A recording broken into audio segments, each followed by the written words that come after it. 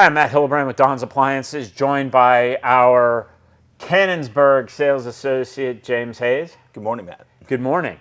And we're going to continue a discussion in regards to common appliance issues and touching on like a refrigerator, right? Mm-hmm. So you have an ice and water through the door refrigerator and it's just trickling out. Yeah, that a lot of times it's your filter that needs replaced. You know, those filters, they're porous on the inside, and over time that it's going to fill up, it's going to clog up, and at 100%, your refrigerator is really good at reminding you, like every 6 months, to replace it. But if you ignore that, eventually it will stop producing ice and water and everything else.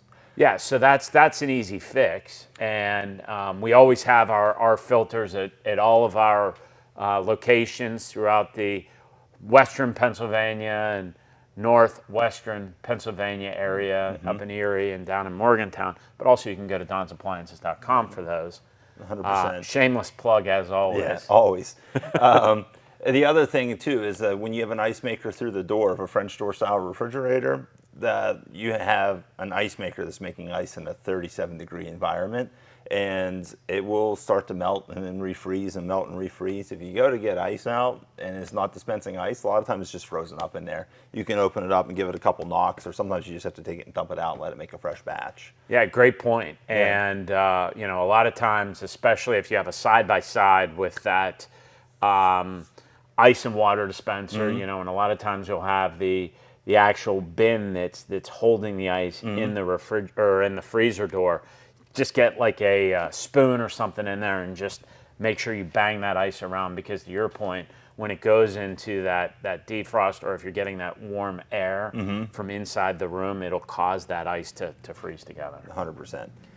And then when you're baking, I get callbacks a lot of times on new ranges. Well, there's a couple things. On a new range, smells when you first fire it up. Really bad, right? Yeah. You know, you've got, oh my gosh, there's an issue. This thing smells so bad. What is that? It's there's some residual chemicals from the production, and then essentially it just needs to burn off. So in a brand new range, fire it up to 400 degrees, 450 degrees, and let it run for a half hour.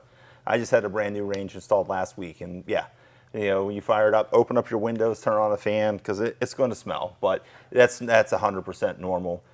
And the other one I get a lot too is my brand new range is burning whatever I'm baking inside of it. And that could be if you're new to convection. Convection does tend to cook a little faster, and go ahead and knock your temperature down 25 degrees and bake for the same amount of time. Or you're not giving it enough time to preheat, because a lot of times it'll say it's preheated well before it's actually preheated, because your temperature sensor is sitting right underneath that broiling element. And general rule of thumb is for every 1 inch of oven, you need 1 minute to preheat. So 30-inch range, 30-inch wall oven, 30 minutes. 36-inch range, 36 minutes. And a lot of people are going to hear this and say, wait a minute. So a brand new range or a brand new wall oven is going to take 20 to 30 minutes to preheat. For an even temperature throughout it, 100%. Part of the reason for that versus our old ranges is that we do not have many ranges or wall ovens with exposed bake elements anymore. No, they're all concealed down underneath. Yeah. Correct. So in an electric range, okay, we're saying electric, with electric, you don't have exposed elements, which is great for two reasons. One, it allows you to easily clean the bottom of your oven. But two, one thing that a lot of people, if you've never experienced this, with a traditional element, those elements, around the corners of the elements where they bend, that is the weakest point of an element. So if you're using it often, those will get food deposits on them, and a lot of times what will happen is they'll break and they'll cause a mini flare, or it looks like a sparkler inside your oven. So it is a safety concern.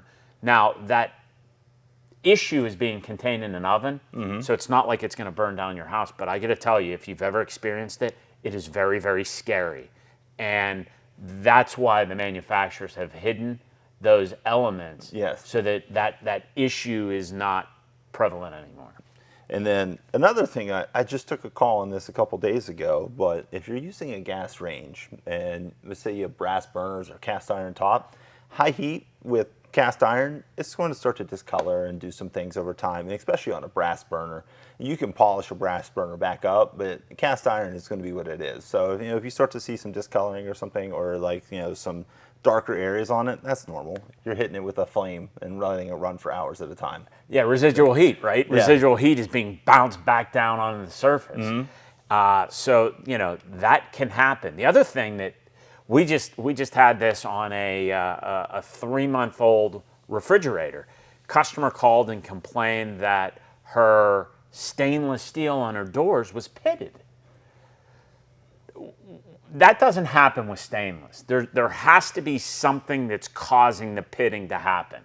And after further review of how the customer was using the product, ultimately we came down to what it was they were using to clean the doors. They were using Windex. Yeah. Do not use Windex on stainless steel. It will pit it. It will cause damage. You need to use something other than stainless, something other than Windex, like our stainless steel cleaner. Yes. And then some brands, too, it's like you got to look at the stainless steel and what's going on. And, a lot of brands will do a clear coat over it, and those harsh chemicals will start to strip that away. Yes. If you don't want to use our stainless steel cleaner, use just soap and water, a mild detergent, because then you're not going to damage the stainless. Things like that are not covered under warranty. It's like your car. If you get a ding on your car, that's not covered under warranty. Nope. This will not be covered under the manufacturer's warranty. And again, we talk about a lot of this stuff is self-inflicted. Yeah. I mean, and all stainless steel, sinks included. I've taken some callbacks on that, and you find out people are in there with, Comet or things like that has a bleach additive. It will strip a finish off of a stainless steel sink and start to cause some discoloration and other things. And I will tell you, these use and care guides, they give us great information in terms of what to use and what not to use. 100%. And then, I always recommend all my customers to take a look through your use and care guide, because a lot of the calls I take are usually in there, and I can look in there and find for them what maybe the issue is. I sold a refrigerator last week that ships with the ice maker turned off, and after 3 days it wasn't making ice, and it was because it was never powered on. Yeah, and that's one thing that I do all the time, right? So when a customer calls me, I go right to the use and care guide. I go right to the back. If this is happening, this. If this is happening, this. Or I go to our YouTube channel, because we've got a ton of videos at Don's Appliances on our YouTube channel that has a lot of these exact issues. 100%. That's a lot, pretty much everything, not everything, a lot of the issues that you experience at home, you can find an answer to at the back of your guide. So, go to donsappliances.com, check out our YouTube page. We have a lot of useful videos there, or, chat with our chat team, stop into a store and ask a question. Yeah, and we're adding videos all the time. We'd love to hear comments from you folks. If there's something you want us to do a video on or to touch on, we'd love to hear it. This is how we get new content. But as always, go to donsappliances.com. We've got a great in-stock page. Order today, have it tomorrow. Thank you, as always, for listening.